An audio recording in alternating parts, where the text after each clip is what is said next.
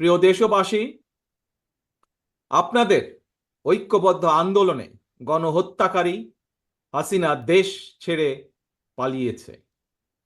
প্রমাণ হয়েছে আবারও মুক্তিযুদ্ধের বাংলাদেশ কখনো পরাজয় মানে না, মানতে পারে না এবং মানবে না।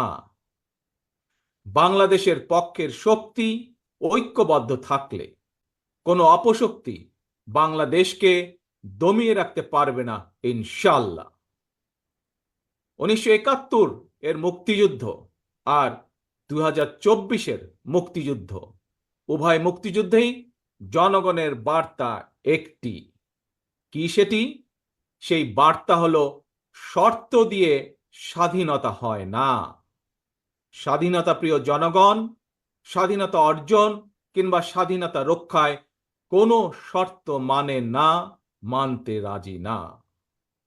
গণহত্যাকারী স্বৈরাচারী হাসিনা পালিয়ে যাবার পরে বাংলাদেশ থেকে, প্রিয় বাংলাদেশ থেকে আমি যত মানুষের সাথে কথা বলেছি, প্রতিটি মানুষ অনুভূতি প্রকাশের প্রথম উচ্চারণ ছিল, বাংলাদেশ স্বাধীন হয়েছে। স্বাধীন বাংলাদেশ থেকে বলছি।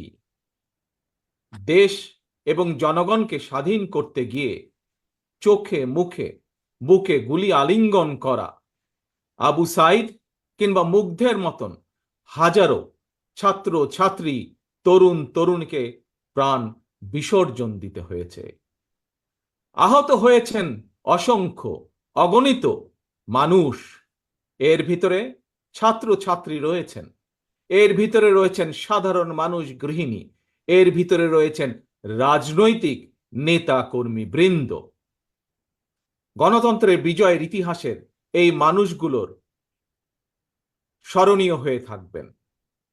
ছাত্র জনতার এই বিপ্লবে দেশের সকল শ্রেণী পেশার মানুষ সেদিন রাজপথে নেমে এসেছিলেন। গণতন্ত্রের পক্ষের রাজনৈতিক দলের নেতাকর্মীদের পাশাপাশি একজন মা যেমন তার সন্তানকে কোলে নিয়ে সেদিন রাজপথে সামিল হয়েছিলেন, একইভাবে শিক্ষক, সাংবাদিক, বুদ্ধিজীবী, সাংস্কৃতিক কর্মী, শ্রমিক সহ সকল শ্রেণী পেশার মানুষ সেদিন রাজপথে নেমে এসেছিলেন। 52, 71 কিংবা 90-এর মতন দেশের ছাত্র সমাজ বিজয়ের নতুন আরেকটি অমর ইতিহাস রচনা করেছেন। ছাত্র জনতার ঐক্যবদ্ধ বিপ্লবের মধ্যে দিয়ে 2024 সালের 5ই আগস্ট বাংলাদেশ দেখেছে আরেকটি বিজয়। আমি বিএনপি সহ গণতান্ত্রিক আমি প্রতিটি রাজনৈতিক দলের পক্ষ থেকে দলমত নির্বিশেষে অভিনন্দন জানাই বাংলাদেশের বীর জনতাকে।